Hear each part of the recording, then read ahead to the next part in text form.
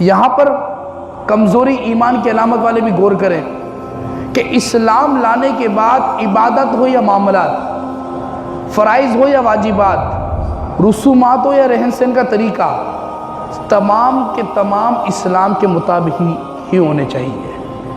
اب ہونا کیا ہے کہ اسلام تو قبول کر لیا لیکن اسلام کو فالو نہ کرے تو یہ بھی ایمان کی کمزوری شمار ہوتی ہے۔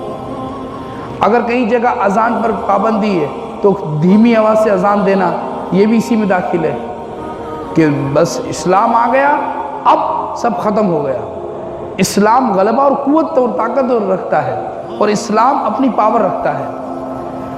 پھر ان لوگوں کو بھی سوچنا چاہیے جو سیاستدانوں کے ساتھ کھڑے کہ اسلام کی بات آ جائے تو پھر وہ ان کے ساتھ اپنا تعلق کو ختم کر دیں، تعلق ختم کرنے کے بعد اسلام کا ساتھ دیں۔ لیکن ہوتا یہ ہے کہ کلمہ نبی کا پڑھتے ہیں، باتیں حضور سے محبت کی کرتے ہیں، باتیں ریاست مدینہ بنانے کی کرتے ہیں، لیکن اس کے برعکس معاملات ہیں۔ وہی دین کے مخالف سازشوں میں بھی کھڑے ہیں، وہی قادیانیوں کے ساتھ بھی کھڑے ہیں، وہی جو مسلمانوں کو قاتل ہیں ان کے ساتھ بھی کھڑے ہیں، وہی گستاخ رسول کے ساتھ بھی کھڑے ہیں۔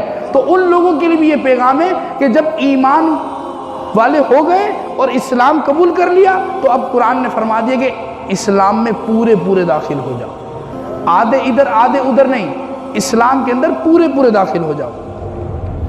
اسی طرح ابھی حال ہی میں ایک ٹرین مارچ ہوا سیاسی جماعت کی طرف سے، ان کا حال یہ ہے کہ نعرہ لگانا تھا۔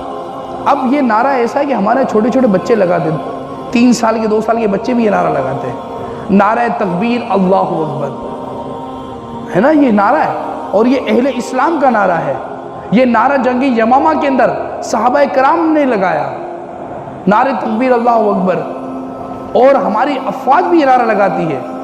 لیکن کتنی دین سے دوری ہے، اس سیاسی جماعت کی ورکر نے نعرہ کیا لگایا؟ نعرہ تکبر، نعرہ تکبر ایک بار نہیں لگایا، 3 بار اس نے یہی کہا۔ اب مجھے اس کے نعرہ لگانے پر تو افسوس ہے، لیکن افسوس مجھے ان لوگوں پر بھی جو جواب دے رہے ہیں اور کوئی کچھ کہہ نہیں رہا۔ تو یہ ان لوگوں کے بارے میں بھی یہی آیت کریمہ کافی ہے کہ اسلام میں پورے داخل ہو جاؤ۔